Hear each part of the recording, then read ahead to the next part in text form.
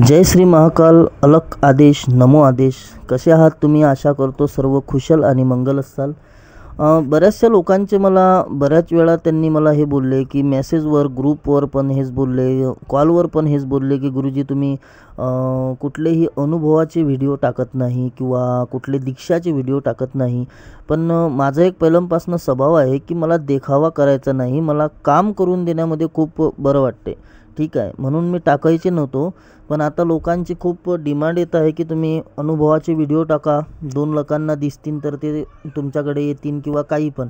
म्हटलं ठीक आहे बाबा, तर हे व्हिडिओ आता बनवायला लावलेले आहेत की बाबा बनवा आणि आपण टाकू. पण आपण चेहरे कोणाचे नाही दाखवू शकत, कारण की त्यांना होऊ शकते प्रॉब्लेम क्रिएट होऊ शकते, त्यांच्या जीवनामध्ये कोणी अडचणी आणू शकते है ना.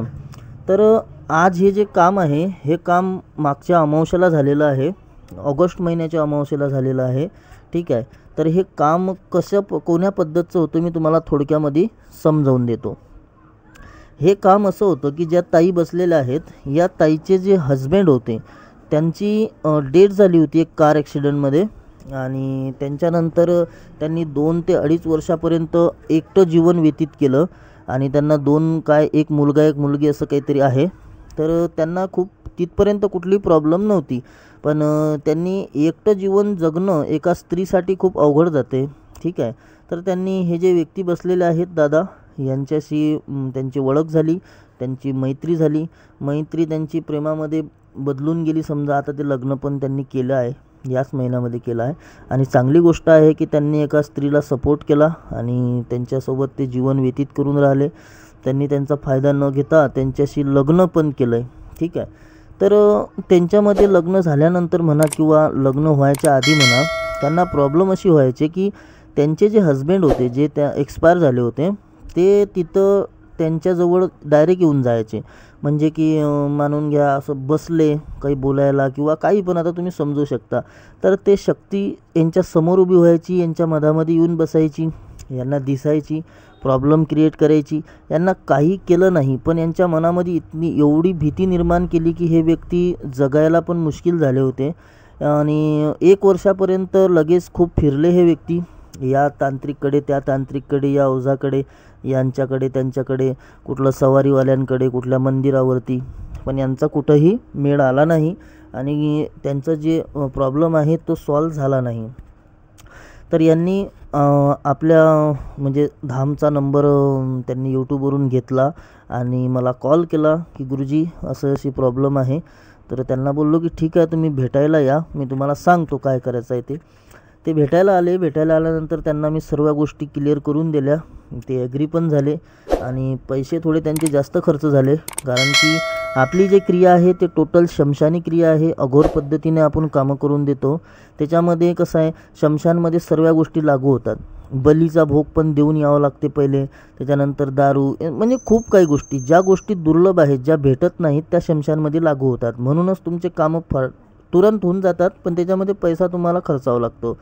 कारण की अघोर मार्गाचं जे काम आहे, तामसिक पद्धतीचे जे काम आहेत, हे एक रिश्वत देऊन आपण जे काम करतो तसं काम आहे.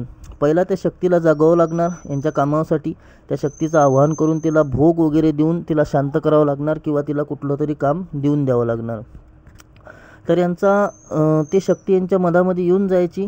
तर खूप सारे प्रॉब्लेम यांच्या जीवनामध्ये क्रिएट केले त्या शक्तीने. कुठलंही काम नाही होऊ द्यायची, एकदम वातावरण चिडचिड राहायचं, घरामध्ये खूप भांडणं व्हायची. तर ते आपण यांचं सॉल्व करून दिलं. आता 1 महिना व्हायला बाकी आहे त्यांना. आपण 1 महिन्याचा कालावधी त्यांना दिला होता की अमावस्या टू अमावस्या तुमचं काम होणार. त्याच्या पहिलेच झालं आहे, 99% काम खतम झालं आहे. त्यांचा कॉल आला, गुरुजी आमचं 99% खतम झालं आहे, कुठलीही शक्ती आम्हाला आता दिसत नाही, भांडण वगैरे काही होत नाही, घरामध्ये चिडचिडपणा पण खूप कमी झाला आहे.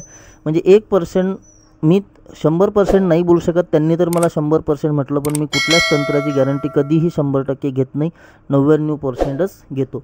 ठीक आहे, तंत्र आहे, कोण्या वेळेस चुकवू शकते, होऊ शकते, चुकी होऊ शकते, कुठल्या तरी शक्तीला भोग नाही भेटू शकत म्हणून ते टळते. तर तुमच्या जीवनामध्ये कुठलेही असे प्रॉब्लेम असतील तर तुम्ही येऊ शकता, भेटू शकता आणि तुमच्या जो प्रॉब्लेमचा सोल्युशन आहे ते तुम्ही घेऊ शकता. तुम्हाला पटलं तर करू शकता, जबरदस्ती कोणावरती नसते.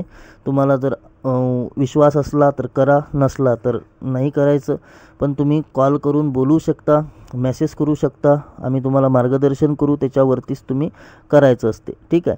इथं तुम्हाला तंत्र पण शिकवल्या जाते, तुम्हाला दीक्षा पण द्यावली जाते. त्यानंतर कुठले सवारीचे प्रॉब्लेम असतील, सवारी येत नसेल ते बी करून दिल्या जाते, खोलून दिल्या जाते, म्हणजे गादी चालू करून दिल्या जाते. 1 वर्ष आपल्याकडे पूर्ण तंत्र शिकायला लागते. पैसे तुम्हाला लागतात, निशुल्क माझ्याकडे काहीच नाही. शुल्कमध्येच तुम्हाला सर्व गोष्टी लागू होतात. ठीक आहे. कारण की निशुल्क बोलून तुम्हाला फसवून इथं बोलवून तुम्हाला काही द्यायचं नाही आणि इथं येऊन तुम्हाला बोलायचं हे लागते ते लागते, ते मला जमत नाही.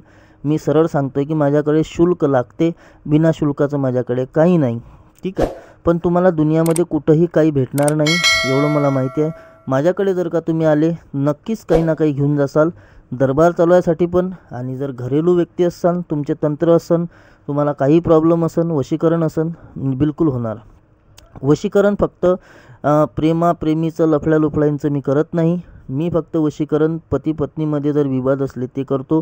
घरामध्ये जर मुलगा ऐकत नसन, सून ऐकत नसन, ह्या गोष्टी मी करून देतो. ठीक आहे. चला, जय श्री महाकाल. अलग आदेश, नमो आदेश.